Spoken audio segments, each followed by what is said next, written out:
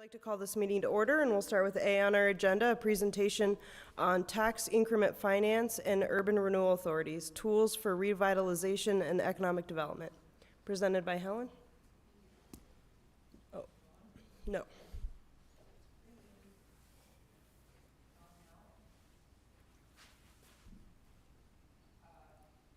Jay, we can't hear Helen.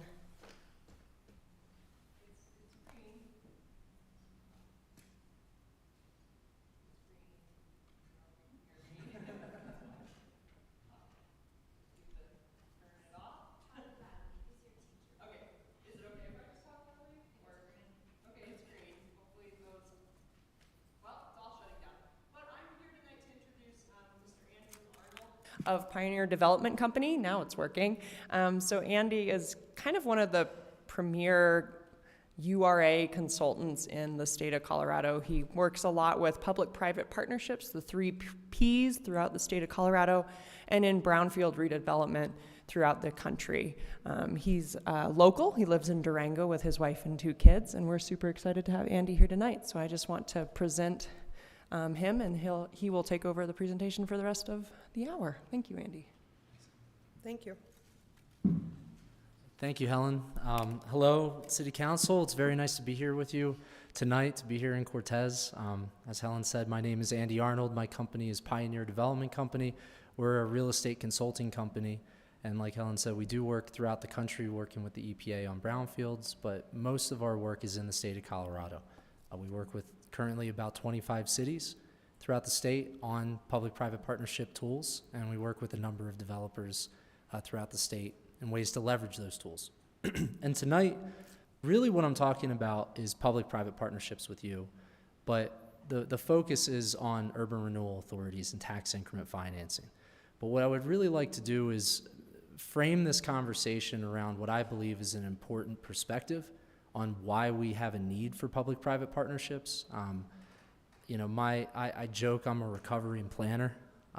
We have these beautiful plans. We have these beautiful visions for our community.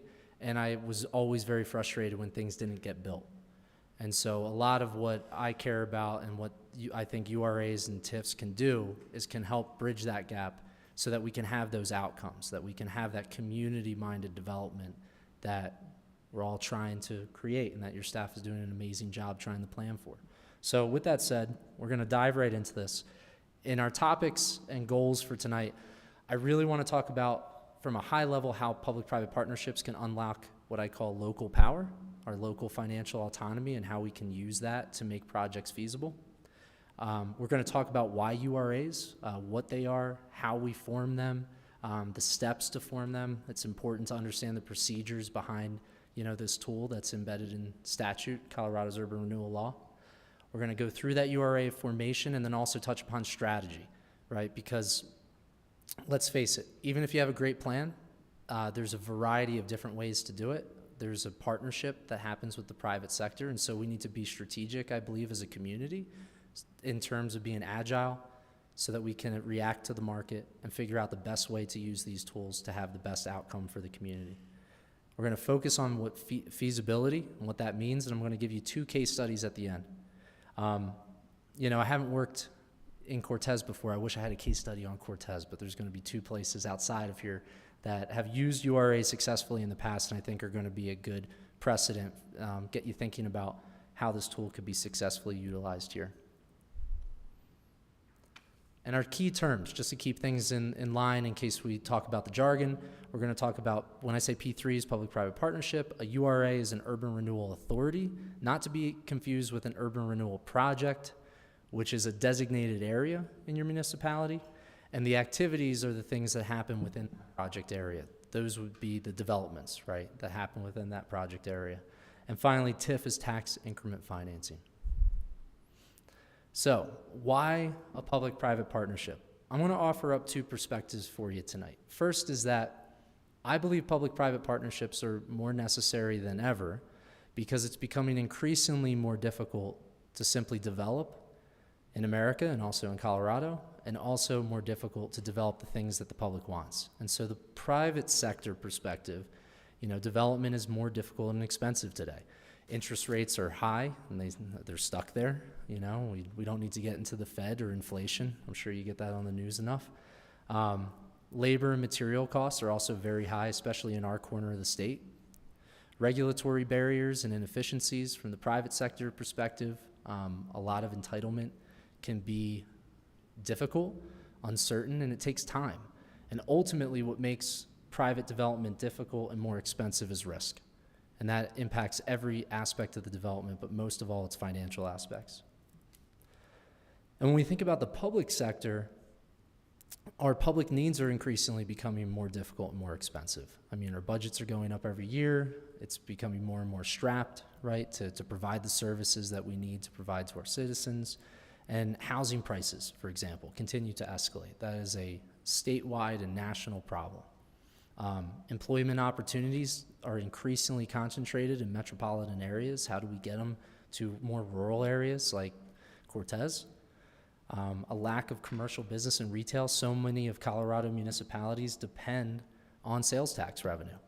And when we don't have those retail opportunities and that growth, that's going to impact our budget. And so those stretched municipal budgets also prevent us from being able to do the capital improvements that we really want as a city. You know, extending those roadways, that sewer network, that water network, doing more parks, recreation, trails, whatever the case may be. And then I have two acronyms down here. You're probably familiar with NIMBY, you know, not my backyard. But then you also have to deal with the political repercussions of, you know, banana, build absolutely nothing anywhere near anyone. That's the evil twin of the NIMBYs. But basically, those are what we're facing as the public sector. And typically, we have a struggle between those two perspectives. The private sector thinks that the public sector should do more. The public sector thinks the private sector is just getting rich. And there's this tension with these competing interests. And so what I'm going to challenge us to think about is how we can be collaborative, how we can build a bridge between these two perspectives so we can actually get a higher and better use in development. Actually, number one, get development done, but two, development done that matches what our community wants. And that's what I call community-minded development. Community-minded development is where the public interests overlap with market demands, right? Think of it like this. If the public wants, you know, affordable housing, but the only way to make, and people obviously would love to have, you know, single-family homes, but maybe an affordable single-family home would be $300,000, and maybe it costs $350,000 just to build that home. Well, that's a problem, right? Because the market's not going to support that public need. Are there ways to find a middle ground, right, so that we can produce something that the market demands and can be successful, but it is also aligning with what the public is insinuating they want? And so really at the crux of that community-minded development is this idea of feasibility. I want to say that word a lot tonight. I really believe that this is how we have to approach development in general. But when I think of feasibility, I think of 4 domains. And a feasible project touches upon all 4 domains. When I talk about a project, I mean a feasible real estate development project. Obviously, it has to pencil, right? You hear developers talk about that. The project has to pencil, Well, it has to meet the financial or the market benchmarks to work. But that's not the only thing. Just because a project pencils doesn't mean it's going to be feasible, say, in your community, right here in Cortez. It has to also take into account the physical considerations. What is the site? Is the topography too much? Does it have water? Does it have sewer? And all of that feeds into this idea of how does it pencil? How much does it cost?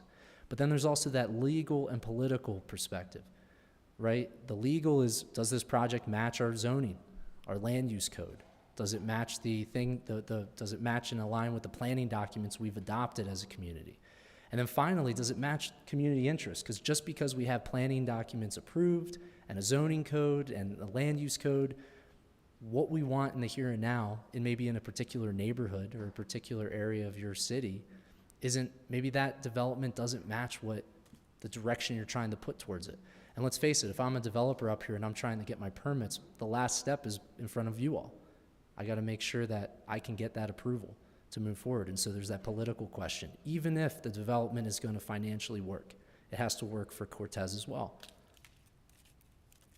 And so I would argue that the solution is local. And this is a busy slide, so I'm going to walk through it. But I believe that P3s can unlock what I call local power. This is something that I learned back in school, and it stuck with me all these years. I had a really great professor that explained that local governments, cities in the U.S., are the most financially autonomous cities in the world. No other city or no other country in the world provides as much financial autonomy to its cities than we do here in the U.S. And what that means is that if you think of all of the public services you experience as a U.S. citizen, and you think of that as representative of that dollar, how much of it is coming from the federal government? Well, believe it or not, it's about 10 cents on the dollar. How much of those public services that you experience come from the state of Colorado? Well, it's actually about 20 cents on the dollar on average. 70 cents on the dollar is coming from the city of Cortez and your taxing partners. And when you think about it, it's like, well, who's picking up my trash? How's my who owns the pipes that the water's moving through, or the sewer lines? Where do my kids go to school? And what's funding those schools? You know, that is a function of local government. And when we think about that local tax base, and we think about what if there were creative ways to apply those taxes so that we can get the type of development we want, that's what I mean as local power. And I'll get to tax increment financing in a moment, but that is really the core of it, is that we're, as a community and as effectively an urban renewal authority or whatever the governing body is that is dictating tax increment financing, you get to determine where future tax revenue goes to have real outcomes. So P3s in Colorado. There's a couple different P3 vehicles in Colorado, if we want to think of them as like, this isn't an exhaustive list, but you've probably heard of housing authorities, business improvement districts, downtown development authorities. All of those are examples of a public-private partnership vehicle. And we're going to talk about urban renewal authorities, URAs. Keep in mind that all of these P3s do different things and have different powers, right? So you want to have the right tool for the job. I would argue that, in talking to your staff, that URAs are probably the right tool for what you want to do as a community. And are they common? I would say yes. In Colorado, urban renewal authorities are very common. There's about 67 currently active urban renewal authorities throughout the state and over 150 plan areas. So keep in mind, every city can only have one urban renewal authority, but a single city can have multiple plan areas within its city limits. And so that's why that number isn't the same. And what can they do? Well, URAs there's a statute, Colorado's Urban Renewal Law. If you really want to have your eyes glaze over, it's 3125, 101 to 116 in the state statutes. But basically, that law dictates what an urban renewal authority can and can't do in the state, and it gives it a lot of, I would say, powerful tools. We've talked about tax increment financing, but URAs can also apply for grants. They can issue debt in the form of bonds. They can provide loans. They can accept donations, although I haven't really seen that much. And they can even acquire property, land, building improvements. So as an entity, it can do a lot in the redevelopment space. And I don't want to bore you with tax increment financing, but I think this chart is important. Tax increment financing, first of all, when we talk about it, I don't know if you're movie buffs, but you may have seen like The Wolf of Wall Street once upon a time, and you got Matthew McConaughey saying it's fairy dust.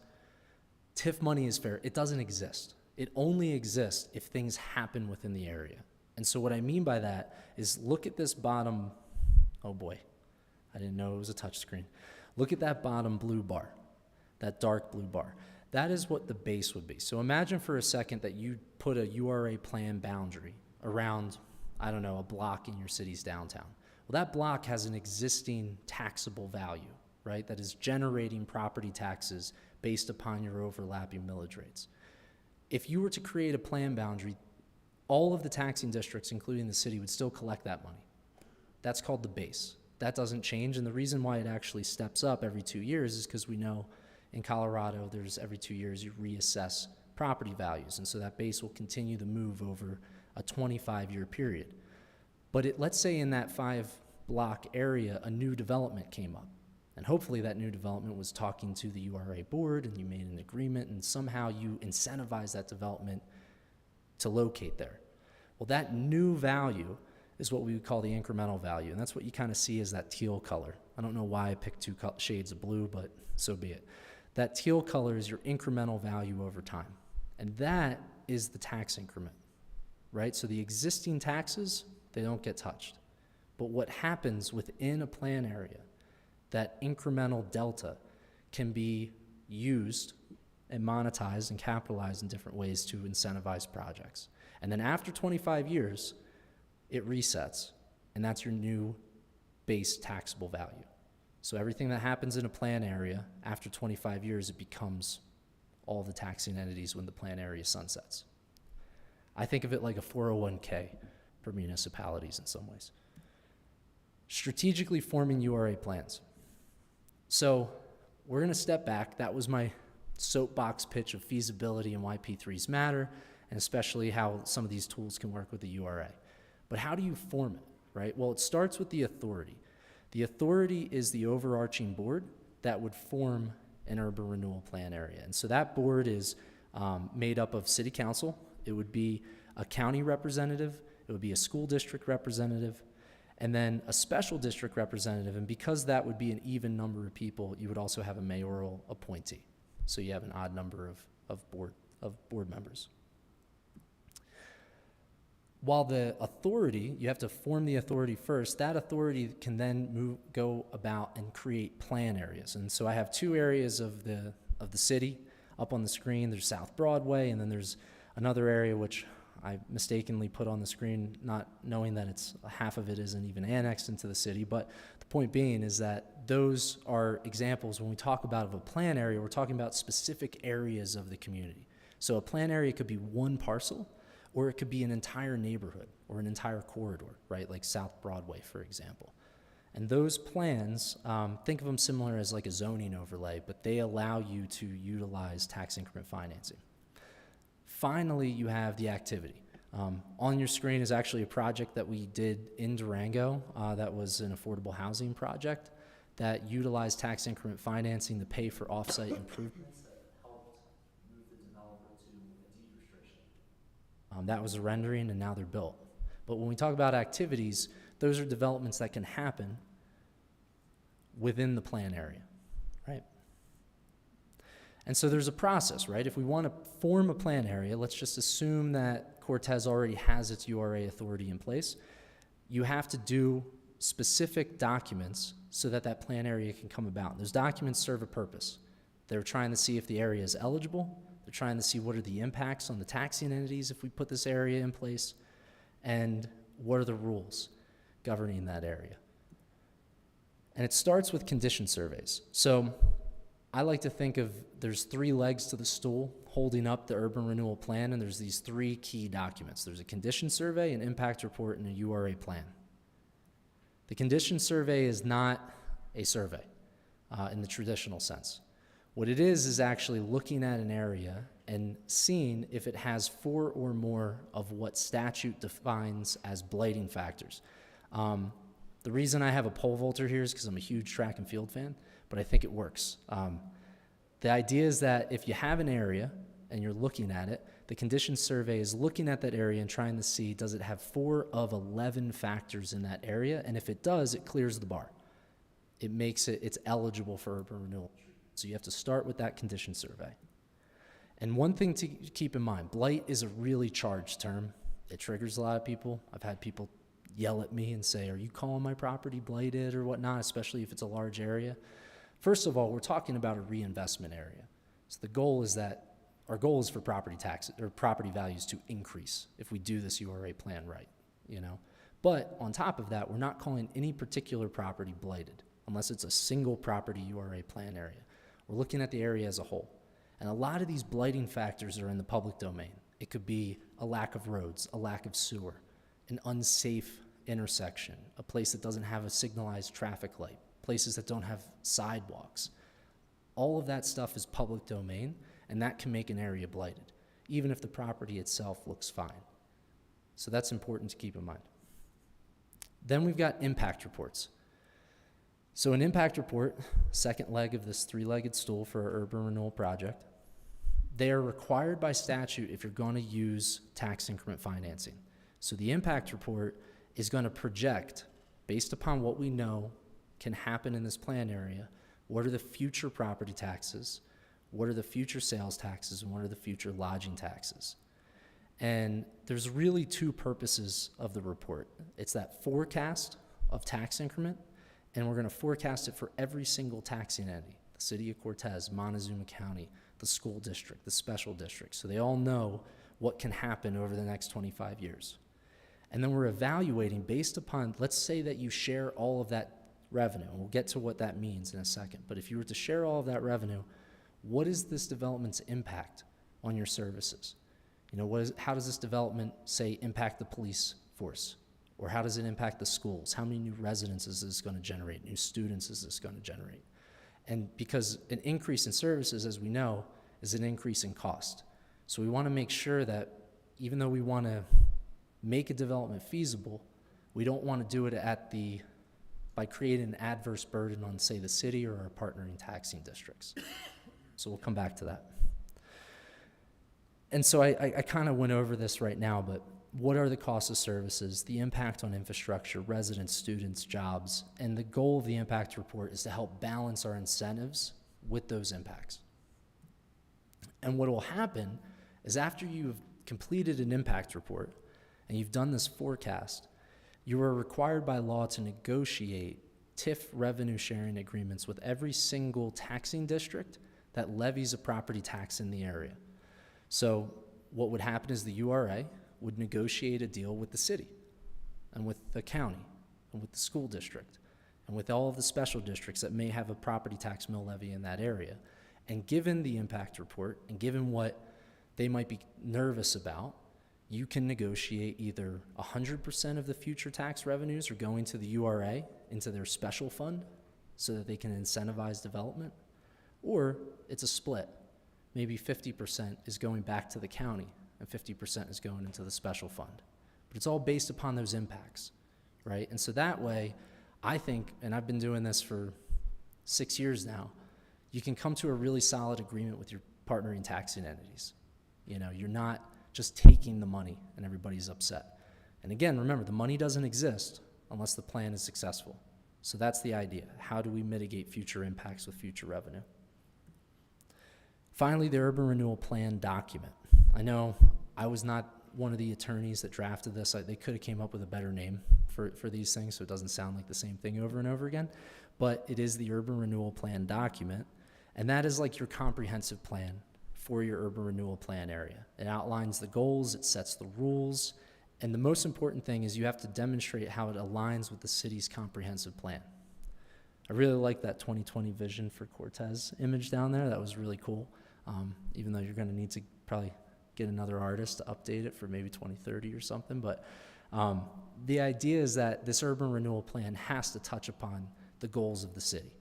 What are our goals? What are our housing goals, infrastructure goals? What is outlined our goals, objectives, and policies in our comprehensive plan? How can this plan help achieve them? Now, URA strategies. I know we're going fast. Are you still with me? No one nodded off yet, so that's a good sign. And if you do have any questions, I mean, feel free to interrupt me. I'm not trying to just lecture at you. The most important strategy to keep in mind with a URA plan is that what happens in the plan area stays in the plan area. I'll give you an example. Say you had a plan area in South Broadway in Cortez, and let's say that it's kicking butt, all sorts of new developments generating a lot of property tax increment. And then let's say you had a plan area on the other side of the city that's not doing so well. Well, could you take the TIF that's in South Broadway and use it on the other side of the city in the other plan area? The answer is no. Not allowed to do that legally. And so what that means is that you have to be very strategic about how you draw these plan boundaries. The knee-jerk reaction is we'll just draw the whole city in one. Well, one, your assessor will kill you because it'll just be so much work for them.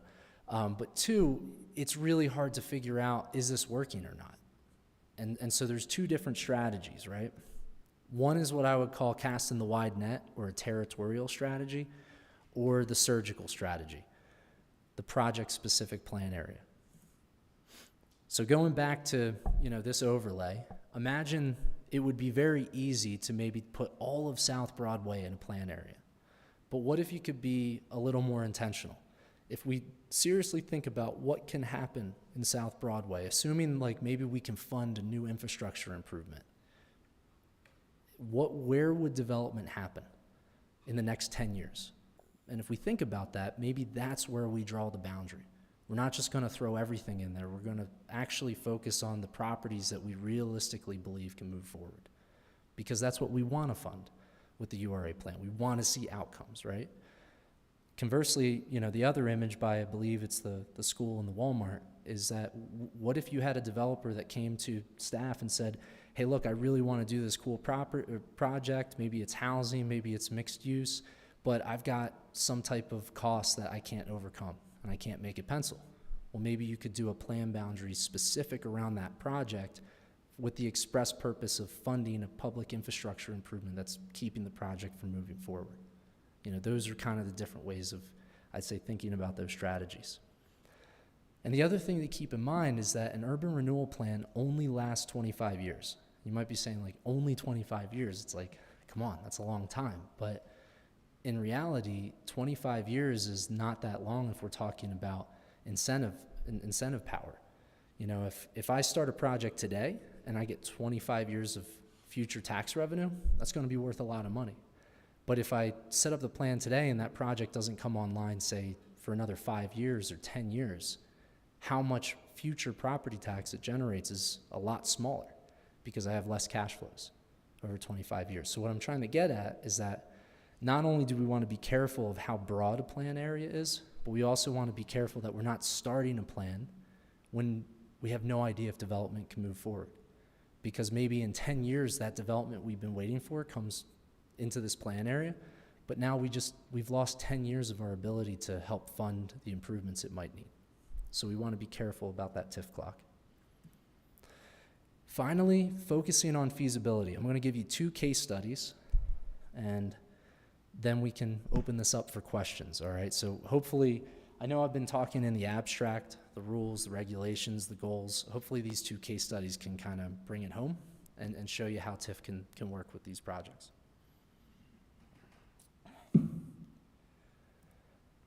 So there's really only 3 ways for tax increment financing to boost a project's feasibility.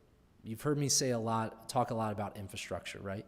Horizontal infrastructure in the state is the most traditional way to utilize urban renewal. It's also an easier thing, I think, to sell to the public, because if we're saying, look, we're using this URA plan to build new roads, water, and sewer that's going to be owned by the city, that's different than saying we're getting a deal done with a developer, because they're like, wait, our tax revenues go into a development. That can be a little irritating sometimes. But horizontal infrastructure, I'd say, is the most common way. With that said, tax increment financing can help with vertical construction. It certainly can help, I believe, with housing affordability, and it can help with specific things. I've worked on tax increment financing projects for restaurants, right, where we had a restaurant coming into a downtown area that was within an urban renewal plan, and this new restaurant, it was a local mom and pop, and they couldn't afford the kitchen fans. I guess they call them the grease ducks or whatnot. I mean, those could be $75,000, and they had a shortfall. Well, believe it or not, because that plan was successful, they had tax increment financing to help offset that cost so that restaurant can move forward. And then finally, net operating income. And we do not have enough time to get into real estate finance, and as much as I would love to talk to you about it, one of the things that really helps a development, especially apartments or commercial real estate, work with TIF is that future property tax can be used as a reimbursement. So let's say they build an apartment complex in Cortez that's within a plan area, and then all of its property taxes that it generates are essentially reimbursed to the developer each year. Well, the reason why that matters to the developer is because when they're trying to get their bank financing, that's making their bottom line look better. Because rather than having to pay their property taxes, they're essentially not having to pay it, which means that it increases their net operating income. And while that's important, you can say, oh, that's just increasing their profit. Sure, but it's increasing the feasibility on their development. The bank looks at that as says, and it's basically saying you're generating more off of rents than you otherwise could. And why that matters, especially from an affordability standpoint, is what if we can't push the rents up higher? Well, if you can recapture that property tax, it's the same difference as having a higher rent. And so that's one of the ways it works. I'll get into that in the second case study. So our first one is Colorado State University, Pueblo. 2 years ago, I was hired by the Colorado State University system to help them redevelop their campus. And so what we looked at, and you see these planning area 1, 3, and 4, they're out of number because we actually had like 9 different ones, and these are the ones we settled on. Those are vacant areas around the campus that they wanted to try to redevelop. But the problem was twofold. One, people were afraid that the market wouldn't support this campus redevelopment by CSU Pueblo. And two, there was some significant infrastructure costs associated with activating this vacant land that was by the campus. Even though it abuts right up to existing campus buildings, the roads were deteriorated. They didn't have sewer in certain areas, water in certain areas, electrical utilities. And so they had to figure out, like, what could we do to attract a development partner while at the same time offsetting this infrastructure. And so what we did is we created a feasibility study. And I worked with SEH Engineering and their architects. We worked with the campus. We worked with CSU Strata, which is the arm of the campus's real estate. And we did a market study first. We said, what realistically could be here in the next 10 years? How much retail square footage, how much office, how much student housing, how many apartments, could a hotel be there?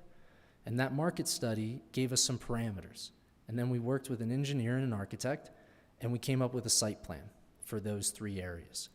And then what I did is then I forecasted, well, I'll take that back. We'll start with the engineers. The engineers looked at that site plan and gave us an order of magnitude cost estimate. Basically, I don't know if you can see this, if you can see my cursor, but see that road going out to what you see as the subdivision in the top left corner there? That's Desert Flower Boulevard. That road doesn't exist. And so we would have to have built that road to activate that subdivision up in the top corner.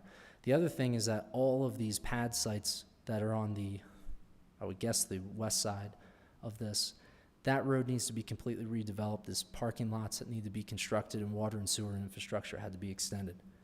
And so working with the engineer, we estimated that that would cost $7.8 million. Now keep this in mind. We're not even talking about the vertical. We're not even talking about the potential restaurants or the hotel or the student housing there. This is just the dirt work to make these sites activated. And we had to figure out a way to fund that. And so I know there's a lot of numbers on the screen, but I want to draw your attention to this one in the bottom right corner. We projected property taxes, sales taxes, lodging taxes based upon that site plan. And then we discounted it back. How much would these taxes be worth today if it were a bond, right? Because we can't capture the full gross. It's like, what is the present value of those future revenues? And it came out to about $9 million. And so we were confident that if we put a URA plan over this area, along with some other public financing vehicles, that we would be able to fund the infrastructure. And we put that in our feasibility report, and then we put an RFQ out. And that's the feasibility summary. We knew we had a surplus of $1.1 million. So we put that RFQ out, and we had a competitive bidding process with a bunch of different developers, and we ended up selecting a developer out of Colorado Springs called One La Plata. And we were amazed because not only did they really want to do this project, but they took our site plan and elevated it completely. They call this the How because they're the Thunderwolves. It's basically a whole new college downtown for the community, and they're taking it even further than we imagined. But the important thing is that the URA figured out how to make it feasible, how to at least, start the conversation with the private sector where we've got a real project here. And then the private sector came in and elevated what we thought we had. And so it's actually, all of this is getting approved this fall, and we expect development to take place next year. So an outcome, right, using this P3 vehicle. The other housing affordability example, I know I'm from Durango. I don't want to talk about what Durango did, but it is a good example of how URAs, I think it's one of the only examples I know in the state that is creatively using urban renewal and tax increment financing to create missing middle housing and workforce housing. And what you see on the screen here is about 18 acres, partially owned by the city, that they wanted to put out to an RFQ to try to attract a housing developer to come in and develop this area for workforce housing. 50% for sale, 50% for rent. And so these were the early renderings that came about out of that RFQ, and the selected developer was a local person in Durango that's developing this with local firms.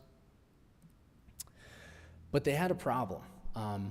They knew, and you can't really see it, but if you've ever been on Florida Road, you know that the mesa goes right up, and it's extremely steep, and there's about $5 million of grade work and retention walls that you'd have to put in there just to start to develop this site.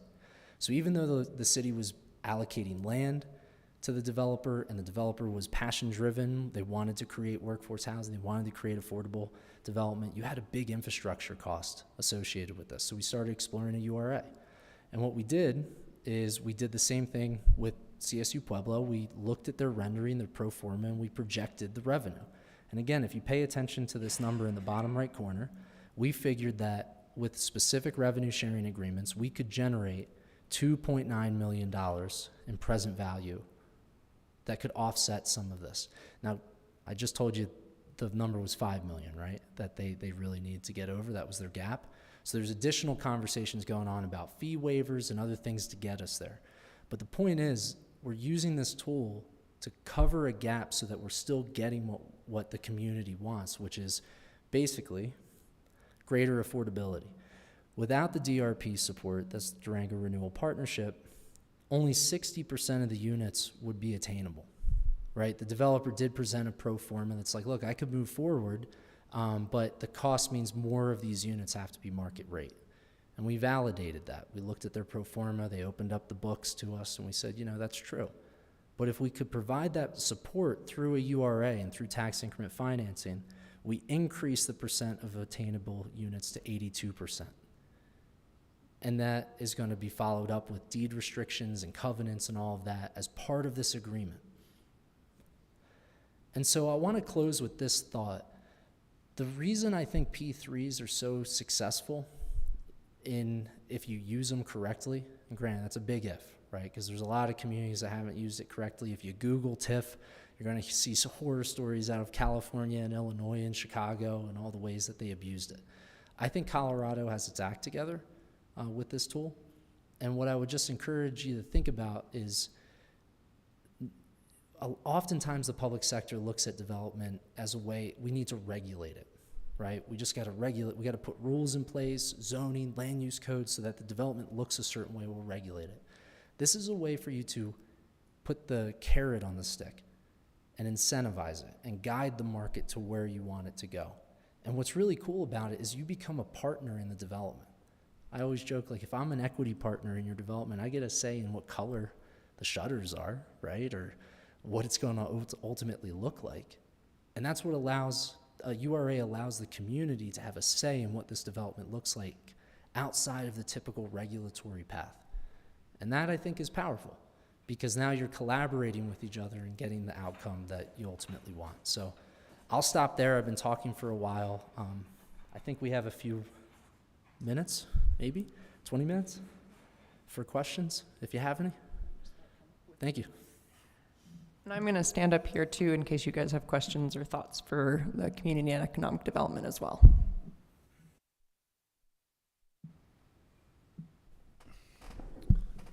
Andrew, thank you so much for that presentation. Very, very enlightening.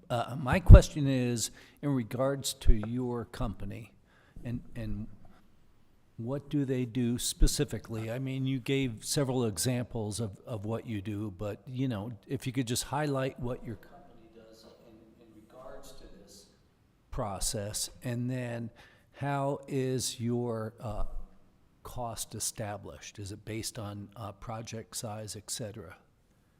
Yeah, so my company's role, at least with urban renewal development, is I've done everything from just being a consultant with staff, because there are some city staffs that they have the capacity to go ahead and do the reports themselves. But typically, I'm asked to do the condition survey, the impact report, and the plan document. And then those documents are presented, and you essentially, vote on them to approve them as the URA board, and then ultimately City Council is the one that approves the plan. I do a lot of that. I work with then after those documents, or even before the plan is approved, we'll negotiate those TIF agreements. That's a big part of what we do, is that projection, and then talking to the county and the school district about what these potential impacts can be, what's a good agreement. The other thing that I do when I'm working with communities is that if the developer comes in and says, yeah, I have a $5 million gap, can you give me a URA plan, or can you give me TIF money? We'll be like, okay, that's great, but let's look at your pro forma. Let's validate that gap. Let's look at your costs. Let's make sure they make sense. Let's look at what you're charging in rents. Make sure you're not, artificially juicing your costs or underperforming on your rents, or whatever the case may be. And so we validate the gap. And those are usually what the areas that we work in with URAs. And then in terms of costs, it's largely plan specific. Like if you have a plan that's a single parcel, and you have a developer at the table, that's pretty straightforward. And so there's set costs associated with that. I've done one in Pueblo that was not the university one, but was 4,000 parcels and was the Superfund area, and that took a long time. And so that the costs range, so it's basically price specific. But the way I work is not I don't do an hourly, right? Like we'll talk about what's the budget. We'll do a not to exceed limit. These are the deliverables, and this is how, to get it done.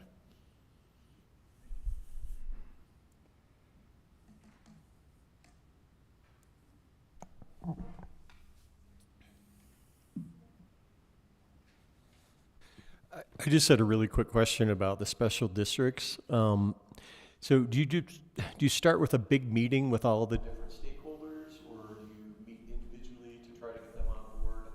I was listening to you speak, and I just was having a hard time kind of imagining how that happens. Yeah, no, that's a really good question. So, one, let's start with just forming the authority, right? Like, you have to have representation from the county and the school district and a special district.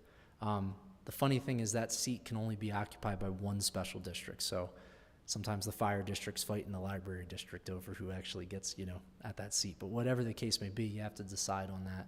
And so that would be step one, is like, having staff reach out to these various districts and say, hey, we're thinking of forming this authority. Do you have somebody that would be qualified, that would want to sit on the board?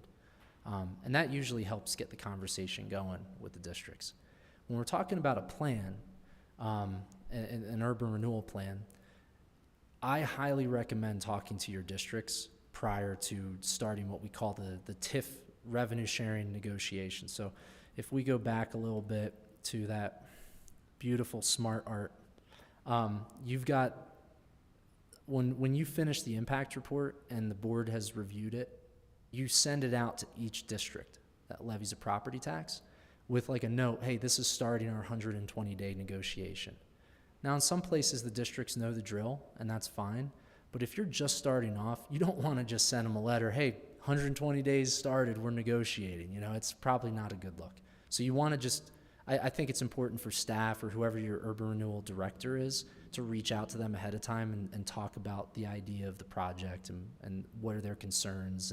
And if they voice the concerns early on, like I've seen this with like school districts or fire districts especially, they're like, hey, at that area, we don't have a fire station.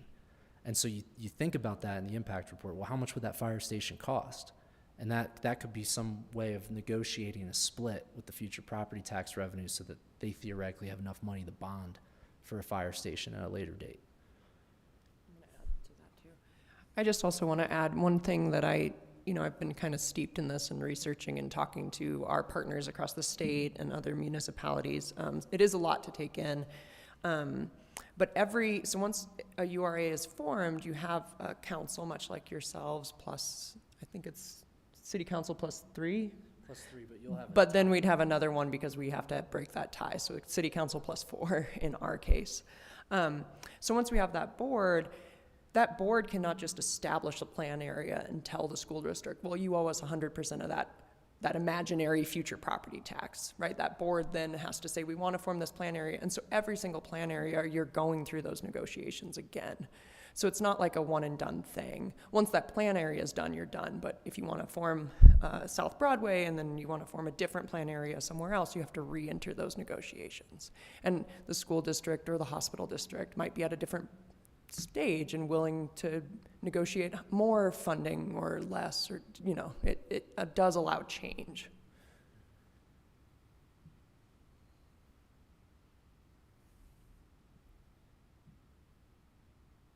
Nothing else? So excited to talk to you guys. So if you have a project area and then negotiate those agreements with your special districts and your local governments, is that when that 25-year clock starts, when you establish? So it's when you as a city council approve the plan. Okay. So you have 120 days to negotiate the agreement, the revenue sharing agreements. You could ask, well, what happens if we don't negotiate it in 120 days? Technically, you're supposed to go to mediation. That's not a good place for any entity to go because it's really hard to prove impacts in mediation. And so usually you get it done in 120 days. But like, for example, let's say you got all of your agreements done this December, right? Let's say you were starting a plan this year and all the agreements were signed this December. You don't have to go right to city council and approve the plan. Like, it could wait a little bit, but I don't know why you would want to wait at that point. So usually you get the agreement signed, you have your planning commission meeting, and then you have your city council meeting. City council approves the plan. So it's when city council approves it, not when the Urban Renewal Authority approves it, even though the majority of the Urban Renewal Authority is city council. It's a little silly. I didn't write the statute, but yeah, the Urban Renewal Authority can initiate the process of studying an area for a plan, but it's ultimately city council that approves it. I had another question too. Great. It's limited to the municipality, or can it be shared, like unincorporated land adjacent to, with a county that is interested? It's a great question. Technically, you could go outside of municipal boundaries and do a URA plan. However, the county commissioners have veto power. So they have to unanimously agree that the URA plan can exist in unincorporated county for the particular, plan area. And I do believe, I could have this wrong, but I don't think they necessarily have to tell you or vote on it until the very end of the process. So that's like always a risk. And not to get into the weeds, but Adams County, I believe, just recently formed what they call the Colorado Revitalization Act, which is basically URAs that can just exist in unincorporated land. They're called CRAs. So the county could do it on its own, but yeah. Unanimously, not 2-1 in our instance. It has to be unanimous. I'll send you an email. I don't remember. I'll put it this way. It's never happened. I don't know that we're there. Yeah. Yeah, and I'll just add to that, Robert, or Councilmember Dobry. I am interested in a URA specifically for the city boundaries because we have a lot of infill that we could fill in the city, and I'd rather personally see development in our city boundaries instead of in our wide open spaces and our agricultural land. So really keeping that URA to where there's already development and where maybe there's some missing or blighted properties. I think of the old Sonic on South Broadway that hasn't had anything happen to it for years, that kind of thing, instead of reaching outside of the city. But it's an interesting idea. If the commissioners were interested, we could talk. Well, I'm assuming you were thinking about around the airport. I was just thinking the South Broadway corridor in general, all the way down to G, which only about half of is the... Like the industrial park, yeah. Okay. Yeah. I mean, look, if you start your conversation, this is all negotiable, right? Like if the county said early on, look, this makes a lot of sense. You got a compelling project and we need to fund this infrastructure. And the only way we think we can do it is with tax increment financing to make this thing happen, have the conversation. You know, it's just, my rule of thumb is don't go outside of your boundary. Okay, yeah, I guess my question is for staff then. Is there particular areas you've been thinking about? Because I know we have a lot of platted subdivisions that don't have infrastructure. Obviously, South Broadway must be on your minds. And then I didn't think about the airport until you mentioned a fire district or a fire station, because we would benefit from a fire station at the airport. I'm gonna just say yes. We have areas we are thinking of.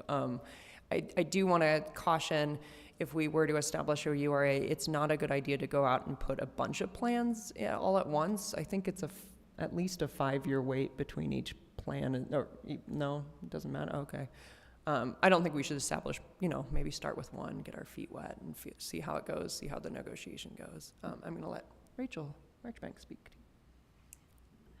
Just to kind of add to that statement from Helen, with our South Broadway area-wide plan and then just the overall brownfield project, we did a lot of work identifying potential brownfield areas in the city.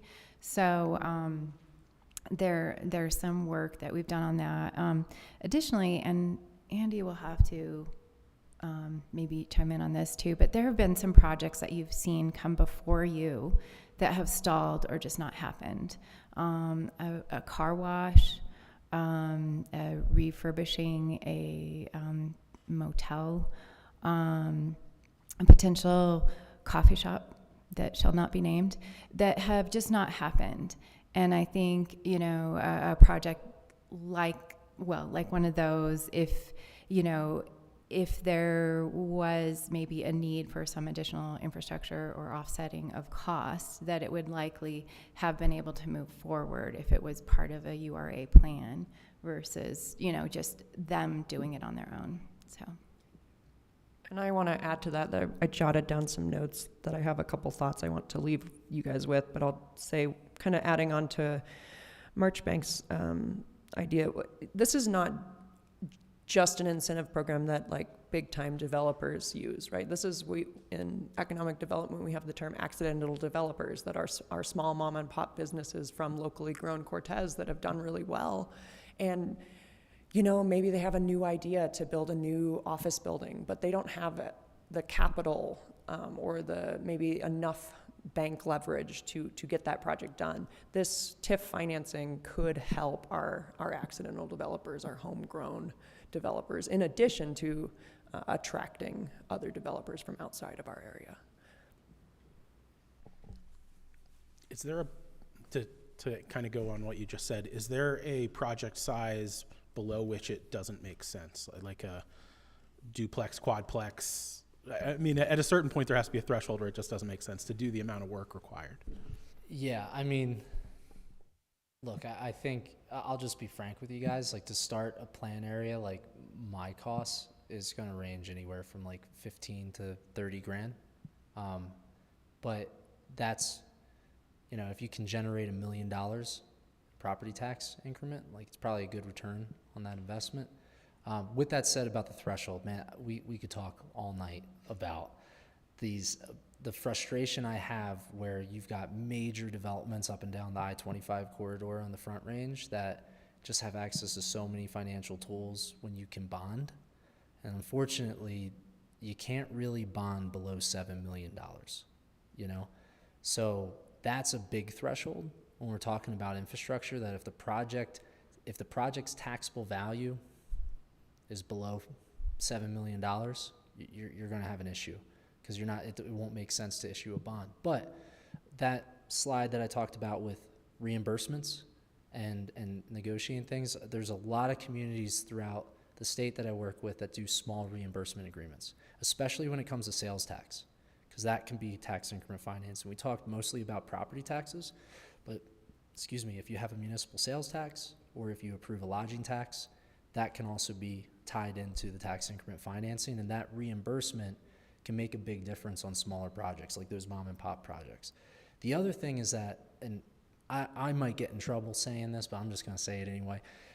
City council is going to be on this board, or the URA board, right, if you form one. And if I'm a developer and I'm trying to start a project, I might not even have started my entitlement, like going through the permitting process, but I'm working with, Helen and staff on trying to create, here's my project, here's my pro forma, I got a gap. All right, we'll form a URA. Well, that means I just got a soft power nod, so to speak, from city council that we really want your project in our city. That means something, right? Like, if I know I've got confidence that if I can deliver on what I've proposed, that I'm probably going to get through this process. It takes away a little uncertainty. So as far as the threshold goes, I think it depends on the private developer, and how much it's worth. And last point, keep in mind, we're talking about taxes that are being reinvested. Like, you can't build a project with property taxes. We're talking about, it's on the margin, but sometimes it's that margin that can make the difference between a project moving forward and not.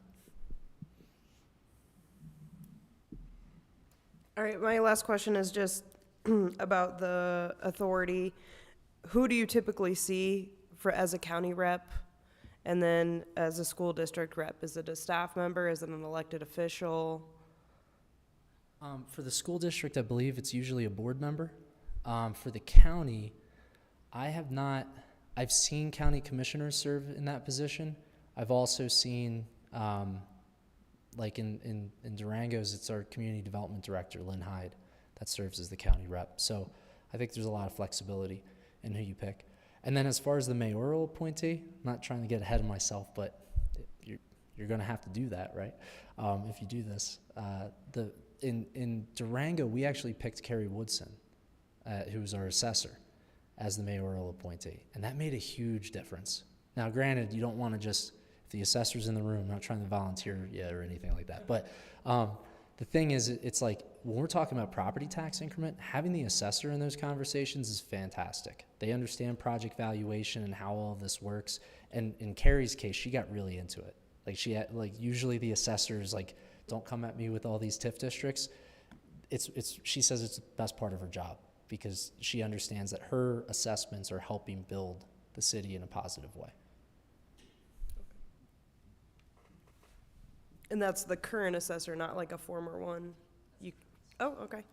And then I would assume our special district would probably be the sanitation district, or? We also have the hospital district. I mean, that's something, obviously this is the start of this conversation. I've been having conversations with staff for a couple months now, but this is kind of the start of that public conversation. If we are interested in pursuing this, we'll have a lot more staff conversations. We'll probably start having more conversations with you guys. I mean, this will be a bigger project. Yeah. I'm going to leave you with a couple things unless there's any other questions. All right, I know we're running on time, so just to leave with some closing thoughts. Number one, I think that the city of Cortez, while we have some incentive programs like our beautification grant, we don't have a ton of power to incentivize development or to help our accidental developers. This tool through URAs and TIF development offers an opportunity to really partner with development and shepherd development in a way that our community wants. It's a way to help improve infrastructure without having to go back to the taxpayers and saying, we need more tax revenue, because it's all built on futures, right? So we're gonna get that base layer of property tax, and that base layer, if the project never happened, would not increase. So if Mayor Medina ever built her, I'm looking at Councilmember Spruill, her dog grooming business, that property value would not increase, right? It would just stay the same because it would be that vacant property. So we're always guaranteed that base, that dark blue property line. And I mean, you can negotiate, but you're always going to get that base property. We're talking about that once the development happens, that increase in property tax, that imaginary kind of fairy dust money. So we're not, in a way, yes, we're using public money, but it's imaginary money that if that development didn't happen, that money would not exist, if that makes sense. So it's unique. It's a way to promote job growth in our community, potentially. It also helps clean up blight and vacant underutilized properties, which I know is a goal of City Council. This could be an avenue to do that. It can help, like we were saying, our mom and pop, our accidental developers. So you can bond, but also what I would encourage potentially, and of course that would be more negotiations, but what is interested in me is that reimbursement agreement with developers. So we say we will remit 50% of your sales tax or 50% of your extra property tax, not that base property tax, but 50% of that future property tax every year for 25 years if you do this development. And then the developer has to go out and ask the bank for a loan. So the risk is still on the developer. If they don't develop, if property taxes don't meet that big threshold above, they don't get as much money, right? So it puts the risk on them and allows us to do those smaller projects. Yeah, so those are my kind of closing thoughts. It's a unique tool that could be used. Okay, I guess my last comment before we move on is like, how is this sitting with council? What do you need from us to, like, do we want to learn more before we decide, like, yes, go ahead and kind of pursue this loosely, or do we need just more information over time? Mayor Medina, could I just have Andy speak really briefly about kind of steps to form, because remember we have to form the URA authority first, and then that's basically saying all of Cortez plus maybe part of the county if they wanted is in this authority, and then we establish that board. But then then the real work begins, right, establishing that plan area. So I'm going to ask Andy just to briefly go over the steps to actually forming the URA board, the authority itself. Yeah, real quick, in terms of steps, the first thing to form a URA authority is that you have to have a petition that's signed by 25 registered electors. That petition has to get submitted to the city clerk. Then you have a public hearing. At that public hearing, you have to have a finding of blight in your community, just one, to move forward. Usually communities will do the condition survey of the area that they're thinking about as their first plan area during that time, just to kind of move the process along. So you have that petition, you can schedule the public hearing, you have to have a finding of blight to say this is justified, we're going to form this authority, and then essentially and I'll email the specific steps. You got to submit to the state that we're forming this. You have to create your bylaws as a board and who's going to serve and what your term limits are. But that's essentially it, is that you just have that public hearing as long as you get the 25 electors in place. Once the board's in place, now you can start the process of figuring out that first plan area, doing those reports, and establishing it. Okay. Because just to be realistic about timeline is we've got a lot of big priority lifts. And then we have a big election in April, and so it might be worth like holding off. Like I've heard about this idea before, and I'm in support of it, but I think the timing, I think we'd kind of have to wait until the next council, if that makes sense. Unless we can juggle it with okay. All right. But thank you so much for your time and coming here and probably see you again. Yeah, it's great being here with you. Thank you for the time. Appreciate it. Thank you. Okay, we're going to move on to B on our agenda, natural medicine draft ordinance discussion. Yeah, good evening, Mayor and Council. I wanted to make a quick correction on the agenda. It should have read natural medicine and marijuana. That was my error, but we are prepared to discuss both. So Mr. Coleman has worked really hard on updating the draft ordinance for natural medicine. I'd like to turn the time over to him to share what he's done and then get council comments. Mr. Coleman. Okay, and I don't know if Jay is back there.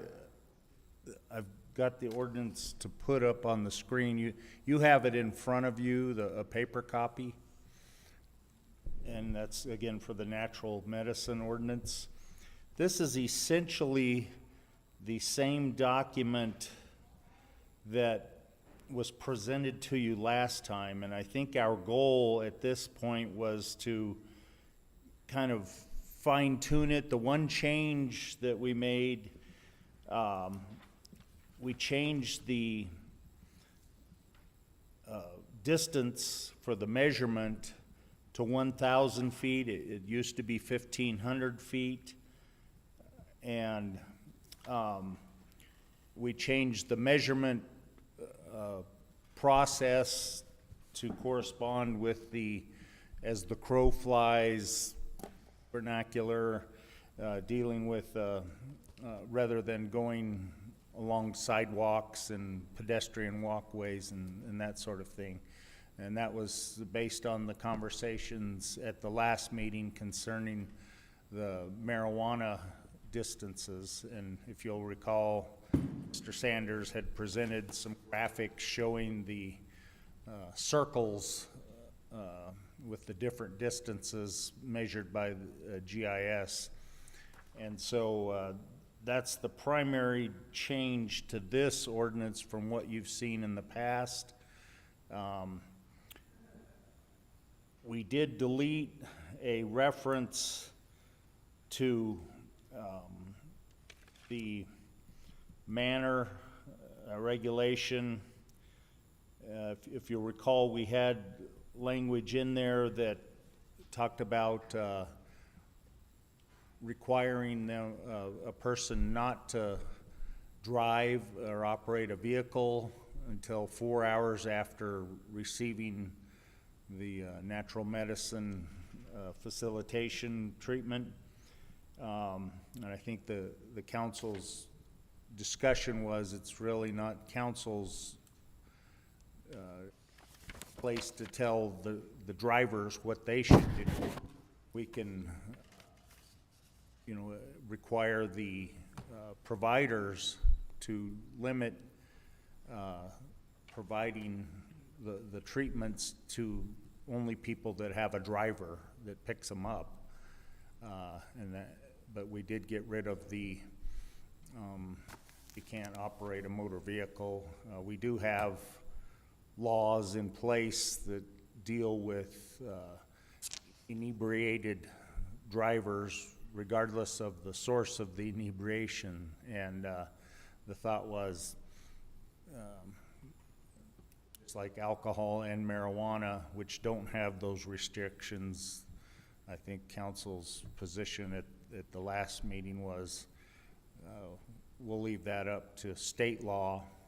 And so that's the main change. And I don't know if, Jay, are you able to get this placed up on the screen? I don't know who we've got from IT back there, but in any event, I guess the hope is, but obviously we'll look at this as often and in additional meetings as you think is necessary, but if you could look at this, and if you have any other major changes, the hope was that we could come back on first reading with an ordinance. Obviously, if between now and first reading you notice something that you think it's important to change, we can make changes at first reading before you pass it on. Don't want to rewrite the whole thing, but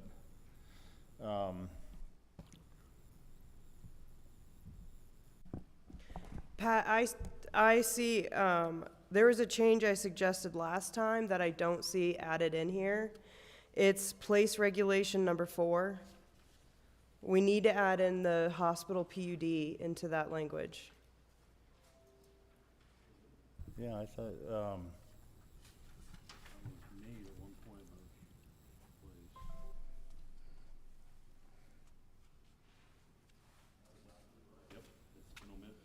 huh, because I remember putting it in there.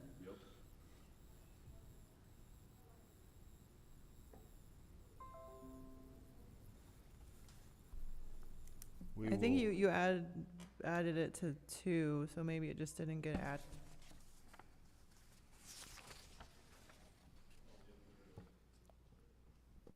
That's really the only change I Yes, okay. But I feel like we're ready for first reading at the next meeting. I have a comment or two. Okay. So on number 5, under page 3 of 5, number 5, all natural medicine businesses, it seemed that we're supposed to have an alarm system which provides coverage, entrances and exits with exterior windows, blah, blah, blah. And it gets down to the part of having a shared wall with other tenants, and it seems like there's some extra verbiage in there. It goes rooms with exterior windows, rooms with interior walls or walls shared with other buildings. I mean, that seemed a bit redundant. Just walls shared with other buildings would be workable there. And then on number 13, page 4 of 5, after hearing the presentation by Dr. Giro, she presented quite a bit of information to us that was presented to her from her person who was going to be the going to be licensed as a facilitator. And so I think we're making a lot of assumptions based on that second-hand information that we've got from there. But I think under 13, if we added in there, shall comply with all state-recommended practices, because the practices that she was portraying to us as far as being ways that it should be done are state-recommended practices. And if we would include that in there, I think that would cover a bunch of the things that we were concerned about. Which section are you referring? That's number 13. So I would add all persons involved in the operation of natural medicine business shall comply with all state-recommended practices, licensing, training, and qualification requirements of the state of Colorado. Okay, I'm not sure there's a state recommended practice that you can pull up online and have a definitive list. Well, I'm not sure that there's a definitive list, but the practices that she was representing to us that had been represented to her by someone had gone through training, we were taking that as God's word. And so I think that there are state recommended practices. For example, they're not supposed to let them go within X amount of hours and all that sort of thing. So it's written down somewhere how these facilitators are supposed to practice.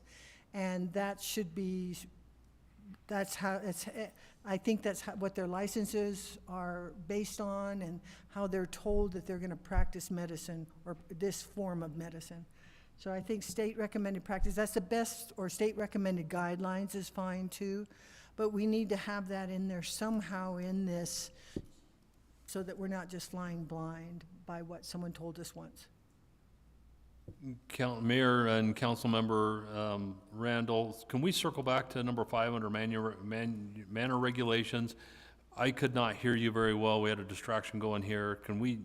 Sure. Can you repeat that? I apologize. No problem. At the end, on number 5, at the end of the second line, it says rooms with interior walls or walls shared with other building tenants. So the way I read that is rooms with interior walls have all got to have security devices on them. I think if we remove the rooms with interior walls and just leave walls shared with other building tenants, that's going to cover us. Because the way I'm reading this now, it's rooms with walls, with interior walls. Have to have a camera on them. I don't think that's what we intended.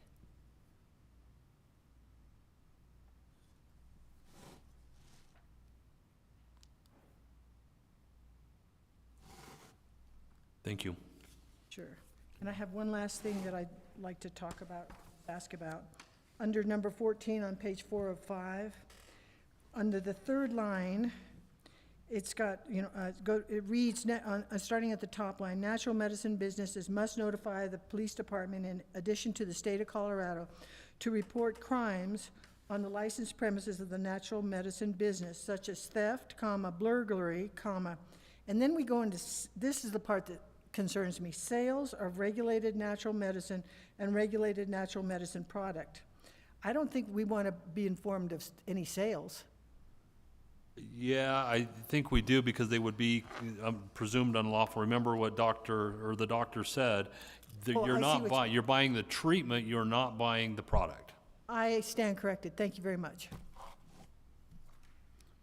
So that maybe that would be sales to individuals or something. Yeah, and maybe we need to say unlawful sales. Yeah, or something like that. Thank you very much.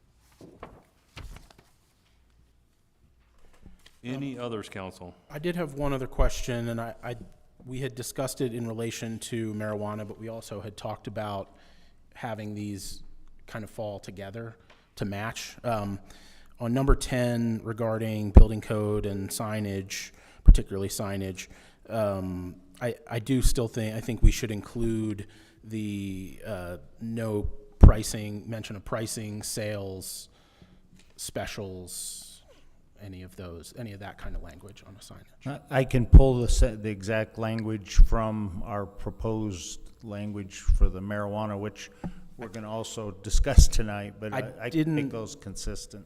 The other reason I asked is that I didn't see it in that either. That's why I. Sure. Thank you.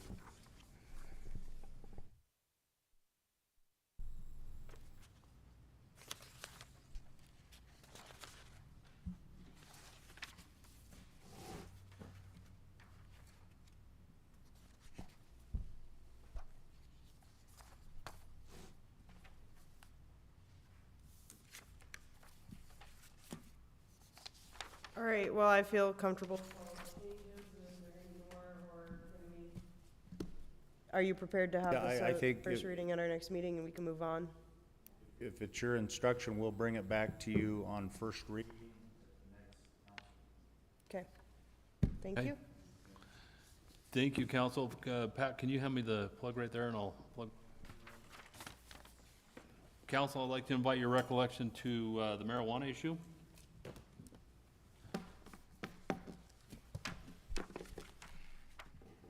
And on this one, if you'll recall, when we were doing natural medicine, rather than present you with a full ordinance on first impression, we did it as kind of a worksheet where I even included some lines below each change so that you could make comments or questions.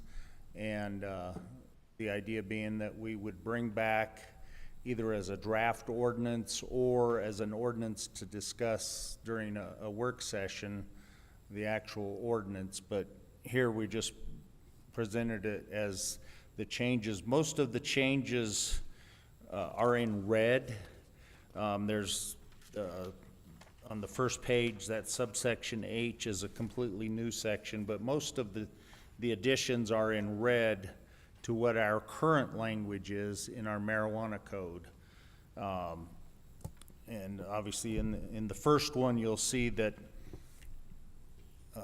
we changed the language regarding the measurements to 1,000 feet, and that's in section 4-101. And it appears in several other sections. If you'll recall, our marijuana code is broken into two distinct sections. One section deals with medical marijuana because it was the first one that was legalized, and then the next section is for retail sales of marijuana. So we have to make the changes in both of those sections. That's why you see some repetition in the language. But you know, the idea was, even though we're not getting medical marijuana applications, not getting retail either, but most likely we won't get any more medical marijuana applications because it's a more complicated application process. And you don't need a medical marijuana prescription to buy marijuana now. So but if we have the regulations, I think they should be consistent on those categories. So you can see the measurement language is in there, and I also included language regarding essentially a grandfathering of existing facilities so that they won't somehow be non-compliant due to the 1,000-foot language. But if you can look through some of that and see if you agree with the language.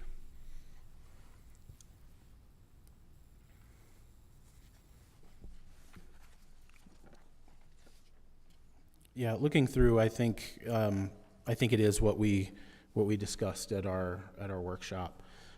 With the one addition of the sale specials thing. I don't see that in the marijuana either. So I just want to make sure that that is reflected in both. Okay. And pay special attention to, on page 1, section 4-111, the new subsection H. I tried to include all of the different signage limitations that you all had discussed. I think Mr. Sanders and I think we came up with all the ones that were discussed, but obviously you may see some that aren't on there or some that shouldn't be on there, so. Well, I think what we're missing still, and we will add, is sales or promotions, or the prohibition on sales or promotions. Yeah, pricing, sale, specials, anything like that in the signage. And that would be for both 4111 and also 4220. So the medical and the recreational.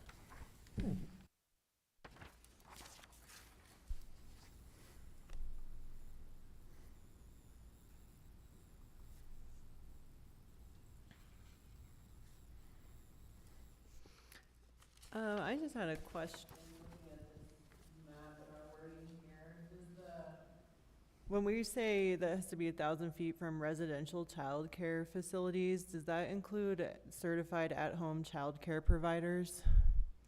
It could do, yes, especially if they're registered. Some of them are kind of off the grid and. Yeah, I just know some registered ones, they're not on this map, so Okay. after that, they don't advertise in the same way, or I don't know how it gets, where you got this data, but I just wanted to see if that was included under residential childcare facility. We can certainly clarify that. Yeah. You have the question. Yeah, you could say that includes like certified at-home childcare providers.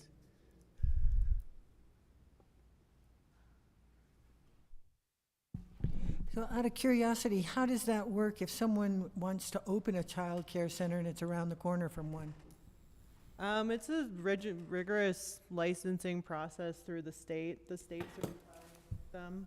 There's certainly, depends on how many kids you have. I can't remember off the top of my head, but some people can legally operate with a small number of kids without a certification, but to be a certified at-home child care provider, the state regulates all of that. And you don't close the marijuana business. Yeah. If a new child care facility or a school is built next door, they will have to consider their planning process to decide if they want to locate there. The child care facility would, or the school or whatever. The law is only applicable to new marijuana facilities wanting to locate where there are already childcare or other facilities. So this would not jeopardize the market for someone who wanted to open up a child care center at all? No. Okay, I do see a correction that's going to need to be made. We refer to medical marijuana 5 different times, and it should say, like some of the other pages do, medical marijuana businesses or retail marijuana. On the first page, it says medical marijuana code. The first paragraph, it says, upon an application for a medical marijuana business. Yeah, if you all recall, our ordinance is split into 2 separate ordinances or codes. So we have a medical marijuana code that is unique to medical marijuana. And then in subsection, the 4-200 is the retail marijuana. So the 100 sections don't deal with retail marijuana, and in fact, we didn't legalize retail marijuana when the medical marijuana code was written. So, if we were wanting to do a complete rewrite, perhaps we would merge the 2 codes. But if looked at the medical marijuana code, and I think maybe one of the council members here was on council when it was adopted. It's very extensive. I mean, it's several pages long, and it's more comprehensive than the retail code, actually. And but in any event, it is separate. So when we mention in the 100 level code references, that is exclusive to medical marijuana. Everything that's 4-200 series should mention retail. Unless it already mentions medical. And I don't think there are any existing 200 level codes that mention medical, but if they do, it's because that's what the current code says. It is noted under 4-2B, medical. Yeah, it's got it in there, but it's saying that you can't locate within that distance by either medical or retail marijuana Okay. establishment. So 4-20, I think, is then the only one that needs to be fixed. In J, like the very last sentence, should that be retail then? Because it's a copy of the medical one's signage. It's the very last sentence of page 3.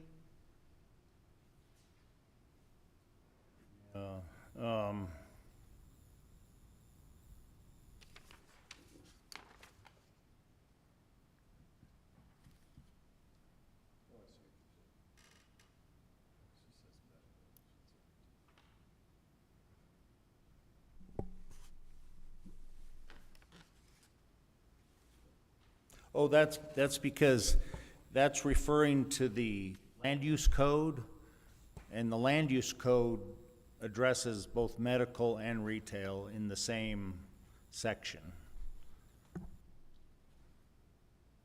But this is in the retail section, and it only says signs, medical marijuana centers may not erect, install, construct, paint, or display any sign that.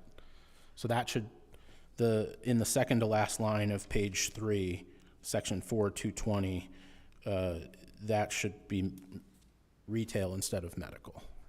Or Yeah. medical and retail, maybe. That Well, would be fine. we will check for correctness. Yeah. How's that? We will, before we come to first reading, we'll check that for making sure that it is correct. Okay.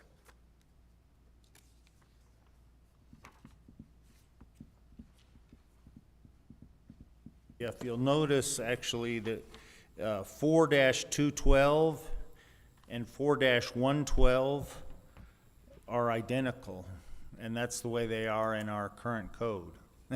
So,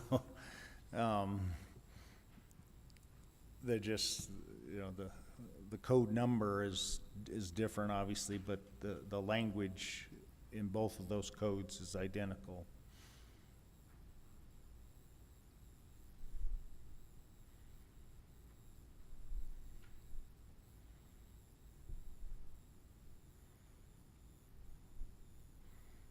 But I think we'll go through all of it and make sure the reference to the cannabis product or licensing process makes sense for what we're attempting to regulate.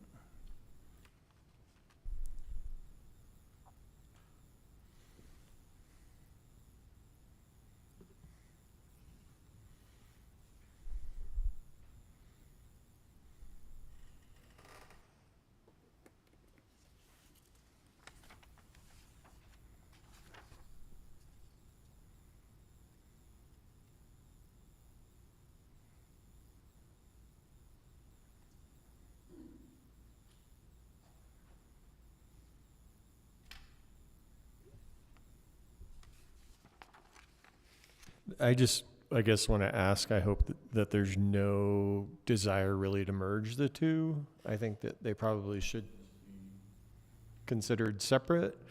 I think the last pure medical marijuana facility that we had in Cortez was probably about 12 years ago.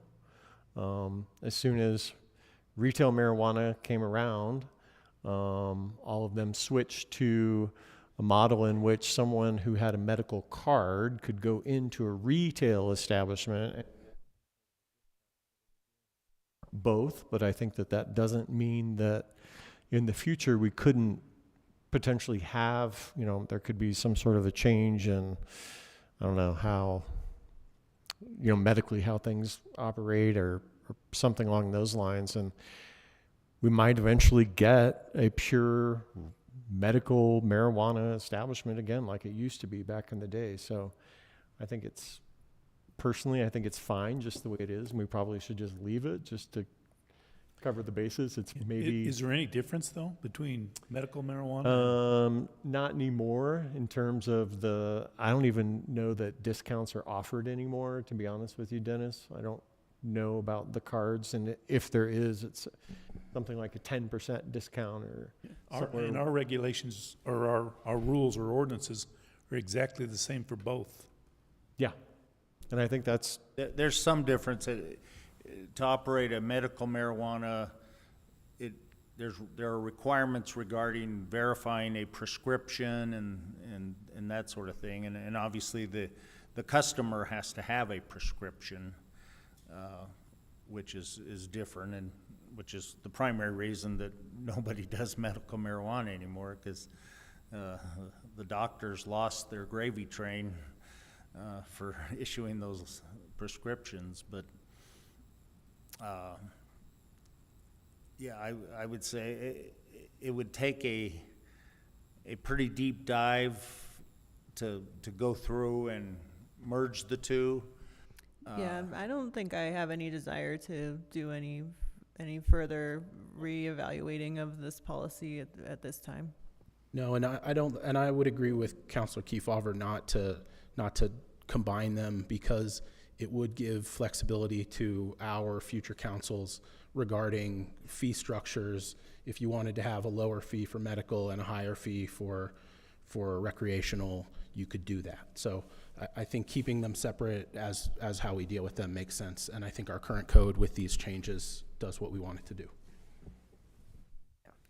I agree, because we could also want to allow medical in the hospital PUD, but not retail.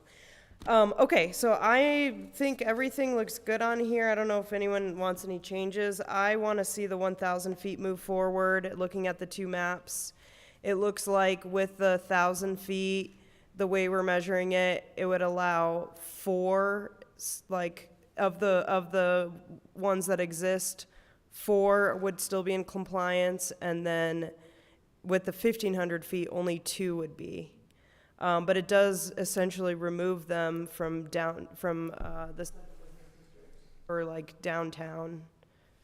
I don't think it matters if existing ones would be in compliance with any new regulation. I think we can regulate without looking at what was done in the past. But I think the 1,000 feet is fine. I think if you're looking at where they would be allowed and where they wouldn't be allowed, there are limited spaces. We're making sure that we're keeping them away from schools and each other, and also the biggest thing is with doing it as the crow flies, where it isn't really a reduction for the most part. We're just changing the way the measurement is and trying to realign it based on that. Okay. And if you look at section 4-212, it states, and it's also 4-112. So on page 2 at the top and page 3 at the top, it says legally established medical marijuana businesses and retail marijuana establishments in existence as of the effective date of this ordinance are exempt from this distance requirement and shall be considered to have legal non-conforming status so long as such businesses or establishments are in regular and continuous use. Temporary discontinuance of operations for minor repairs and maintenance and changes of ownership shall not change the legal non-conforming status. So basically, if you get a new owner in and you shut down for a month till the new owner gets their license, you know, transferred or whatever, or you've got to remodel the structure, that won't cause an abandonment of the legal non-conforming status. But if you do shut it down for a year, then you can't reestablish it if it doesn't comply with the new measurement criteria. Okay, I like that language, thank you. All right. We ready to move on then? Okay. Thank you.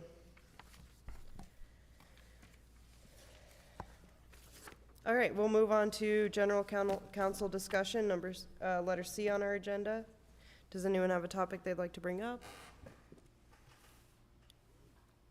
All right, seeing none, we'll end this meeting and we'll start the regular meeting at 7:30. Thank you.